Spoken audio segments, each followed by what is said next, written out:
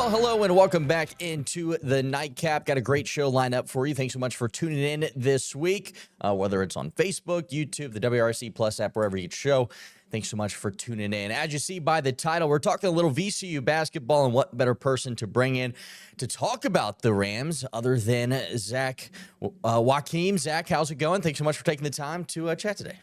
Nolan, thank you so much for having me on, man. I always enjoy it. A little nightcap in the afternoon for us. We're recording this at about 4:15 p.m.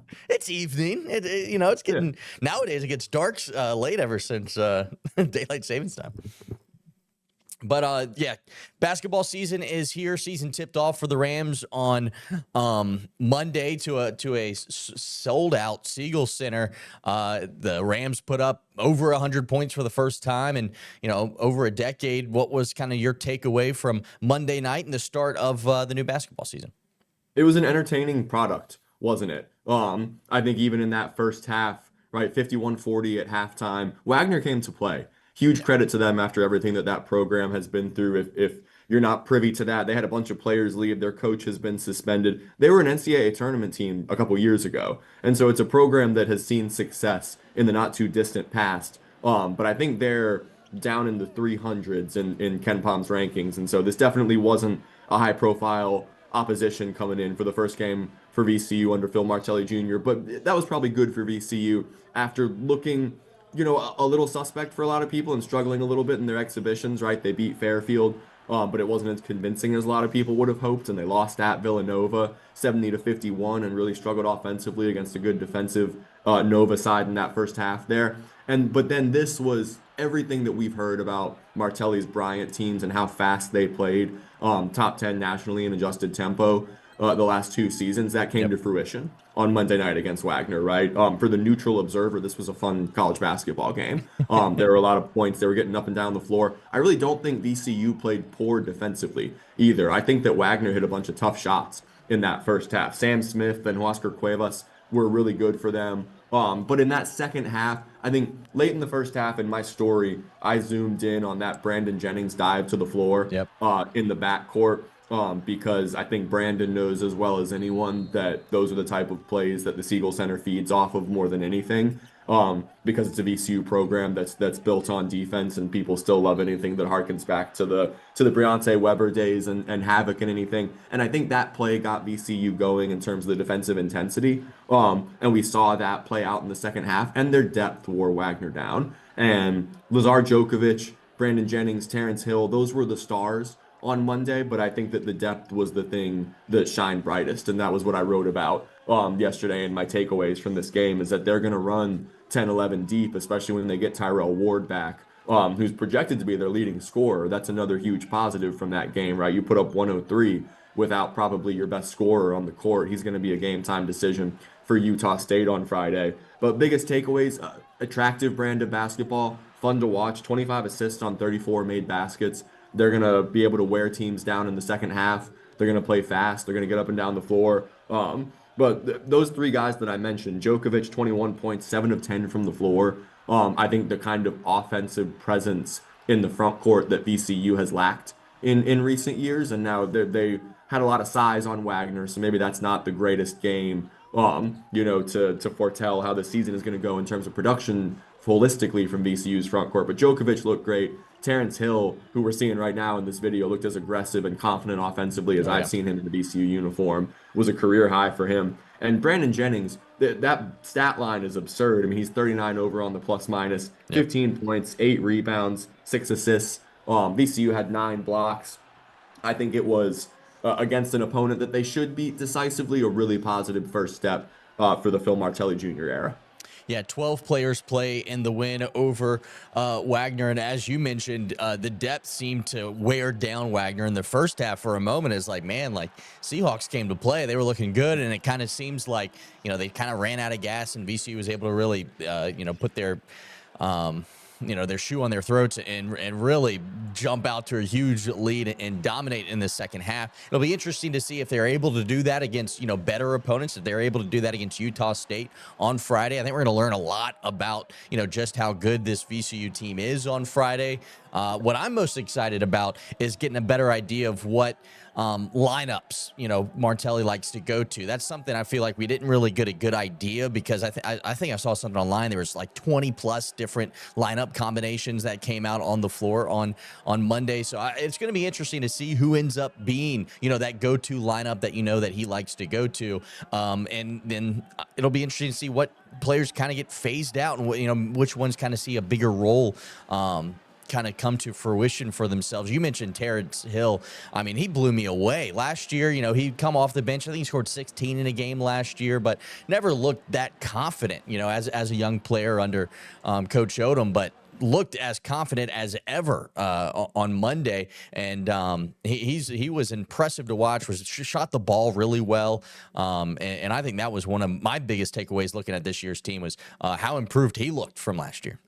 Yeah, Terrence looked like a freshman last year. He looks like a lot of underclassmen without a whole lot of college experience under their belt. Look, especially one with as kind of silky smooth offensive game as he has, right? We saw flashes of it, but when you've got a guy who wants to play like that, attack off the dribble, shoot with volume. I mean, what did he end up from the floor? They're at 6 of 11 from the floor, 4 of 8 from three. So he took the most 3-point attempts for this team. Also had 5 assists, which is great to see him being able to set teammates up. But from what I've heard from players on this team, particularly from Keyshawn Mitchell and Barry Evans, who played under Martelli last year and are kind of the nucleus that are bringing over his cultural expectations to VCU, is that he and his staff really excel at pouring confidence into their players, right? And about motivating them and giving them the confidence to play their game. And I think you saw that in Terrence Hill on Monday. You saw a guy that was more confident at this stage than he was at any point in his freshman season. And to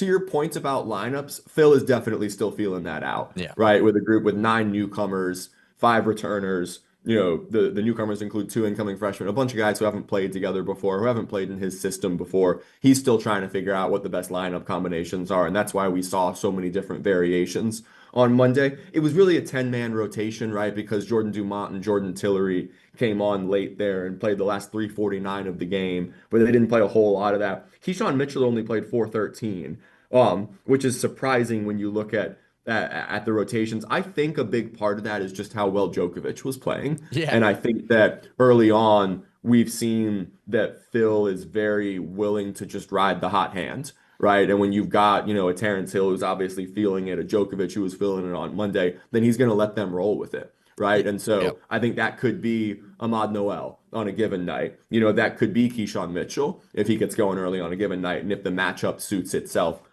Against a Wagner team that, look, Djokovic is all of 6'11", 235 too. I think we've been workshopping a Godzilla nickname for him because he is massive. And I remember I enjoyed hearing from Phil a couple months ago when they went out and got Djokovic in the portal. It goes back to a couple years ago when Martelli's Bryant team went and played Xavier, where Djokovic was before he went to the College of Charleston, before transferring to VCU. And he walked into the gym, and Djokovic is one of the first guys that he noticed when he walked out onto the floor, because massive frame, right? Like nobody's going to push that guy around. And so I think the matchup against a smaller Wagner team just really suited him. There might be games that are more suited to Christian Furman playing heavier minutes or Keyshawn Mitchell playing heavier minutes. And so I think that's what we saw from Phil on Monday. He's still feeling out his rotations, and he's willing to read the moment, right? And let maybe a lineup combination, a group of guards, one guy in the front court. If it's their night, then he's going to let them play for a while. Nick Lewis, I think, deserves a shout as well, because he's a true freshman who got his first start. That surprised a lot of people. Ahmad Noel played significant minutes too. Big recruit at UConn. I think a lot of people might have expected him to start. But Nick Lewis, it seems, fits Martelli's system so perfectly.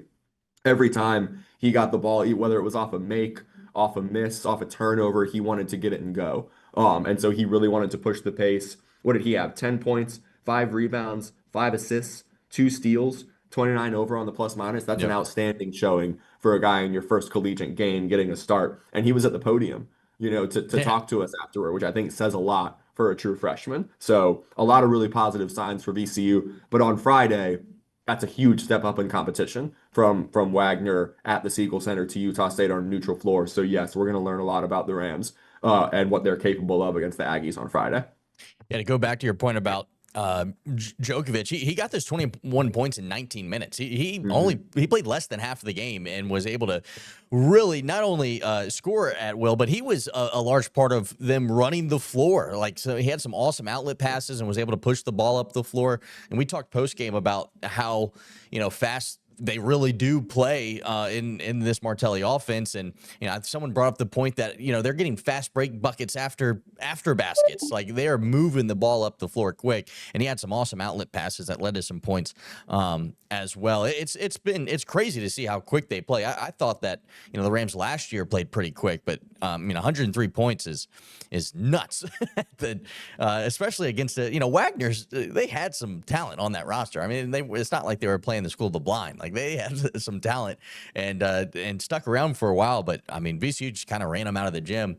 It'll be interesting to see what they can do against a team like Utah State that's been to the NCAA tournament a lot here over the past few years. They're going to have a lot of talent. I kind of tried to see if Coach Martelli would talk about the annoyance of the fact that they have to play a big game that people are going to look back at in March and to kind of decide their fate of whether or not that, if they're an at-large team or not. This is a huge game. Utah State's going to have a really good record, and I could totally see the end of the season, somebody pointing out the fact that, VCU lost a quad 2 game to Utah State back on November 9th or whatever, so it'll be interesting to see what they can do against, a better opponent, this is a big deal that they got this game scheduled.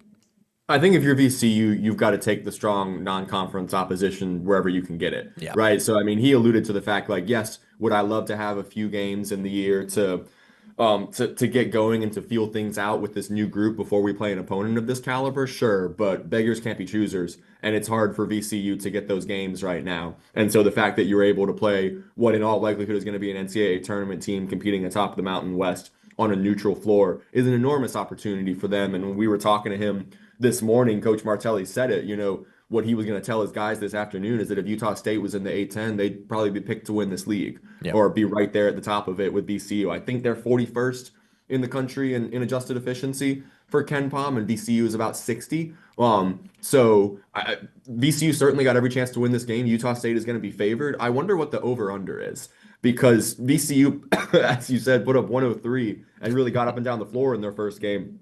And Utah State, I think, was playing like a D2 school, the name of which escapes me, but they put up 110. It should be a really entertaining brand of basketball on Friday between two teams that are really good offensively. But you know what else I saw borne out on Monday is what Phil said early in the season about his Bryant teams not getting enough credit for how good they were defensively. Yep. Because they play so fast, and that means you have so many possessions in a game, right? I really don't think VCU played poorly on the defensive end on Monday. I think in that first half, Wagner hit some really difficult shots. That's how they put up 40. And then you hold him to 34 in the second half. And so I think VCU played quite well in that second half. The reason that Wagner got to 74 is because VCU made 34 baskets, right, and attempted 68 field goals. And when you're getting up and down the court like that, there's just going to be a lot of possessions. And so the scores are cumulatively going to be higher. I looked at KenPom today, and you can't, what do the metrics really mean after one game? Yeah. Although they do take into account preseason projections for teams. So it's not just based off of the one game that they've played. It's based off of what you think a team is going to be from a metric standpoint. VCU is 7th nationally in adjusted tempo. I think they're 31st nationally in defensive efficiency. So they still think this is going to be a borderline top 25 team defensively, and they're going to be one of the fastest teams in the country. And that combination is going to make them hard to beat, especially at the Siegel Center when they can do things like create live ball turnovers. Got 15 of them against Wagner on Monday. That turned into 20 points off turnovers. And I think that's probably your key to getting a win on Friday against Utah State, right? Because they run such a free-flowing, attractive offense. You got to be able to disrupt them. You got to get physical with them. With the depth that VCU has, I think they could afford to foul pretty consistently, not intentionally, but play physical defense, right? And try and get Utah State out of the flow of things, because VCU, with the amount of pieces you can go to, especially if Ward is playing, foul trouble is not a big concern for you, right? So I think that that's probably the key to them getting a win against Utah State, is being physical with them, using their depth to their advantage, trying to wear them down. I'm not sure how deep that Utah State rotation is, but I do think that they rely on their primary scorers a little more than VCU does. We talked to Phil about MJ Mitchell, who's a Vanderbilt transfer, had 23 points for them the other night. He's really good. And that's going to be kind of the straw that stirs the drink for them offensively, but they can come at you with a few different guys. Not quite as deep as VCU, though. So if they can use that depth and some physicality to kind of knock Utah State off their spot, then and create some live ball turnovers and get going in transition, then that would be the way for them to win a game that is going to be, and you asked Phil about this, a unique environment at a neutral court pretty far away from both teams, right? In Frisco, Texas, there might be a few hundred people in that arena. And so I don't know if that's an advantage or disadvantage for either side, but it definitely makes for a game that the crowd is not going to be much of a factor. It's going to be a relatively silent arena. We're all going to be watching at home. And so how does that affect either of these teams' ability to kind of generate momentum in this game? Probably hurts VCU more than it does Utah State, because it's a VCU team that is so hard to beat at the Siegel Center and feeds off of that energy. But on the flip side, VCU is probably a more difficult prep for Utah State than Utah State is for VCU right now, because the Aggies brought more pieces back and look a lot more like their team last year than VCU does, right? New coach, 9 newcomers. Utah State's got one game film for Wagner on Monday to try and break down what VCU is going to do. And so the Rams, I think, are much more of an unknown to the Aggies than the other way around. Yeah, and not to mention, I alluded to it earlier, Wagner, pretty good team. I think they can learn a lot from that tape. Whereas the D2 team, they played Westminster, putting up just 54 points against 110 on Monday. Not quite learning as much against the tape there for VCU. But taking a look at the rest of their schedule here, kind of going big picture on you real quickly. The Rams have a tough slate. Like, this is not exactly the easiest schedule for a new coach to come in and rack up some wins before conference play starts. I mean, they got St. Peter's, as we all know, made the NCAA tournament run a couple of years ago. NC State with Will Wade looking like a top 25 team.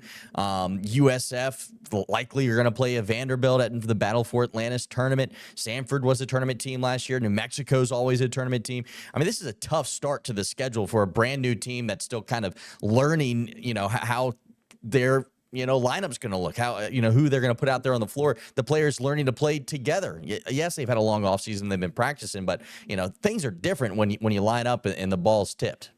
The ideal scenario in the Bahamas, I think, is that you get Vanderbilt in that second game and St. Mary's in the third game too, because those are definitively the two best teams in that bracket. The rest of it is not so strong. And so I think that's very much how VCU is hoping that plays out.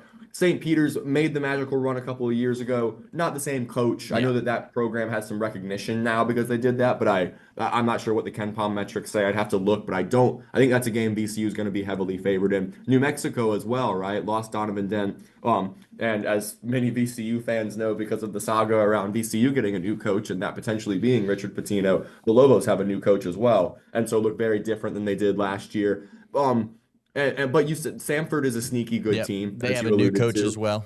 Yeah, but that other run of games, Niagara, American Rider, are all ones that the Rams should win. So I think a lot rests on Utah State, NC State, and the Bahamas. Those are really the NCAA tournament resume building opportunities for the Rams here. And I think, you can look at it as they want some games to ease in with the new coach, but man, VCU in recent years has had so much trouble getting those difficult non-conference games that can help them build the NCAA tournament resume. I think VCU fans are quite excited, to see some tough tests on there early, and they'd rather it be trial by fire, than you have some cupcakes that you're going into and you get to build a 4-0, 5-0 record against some teams that you should beat.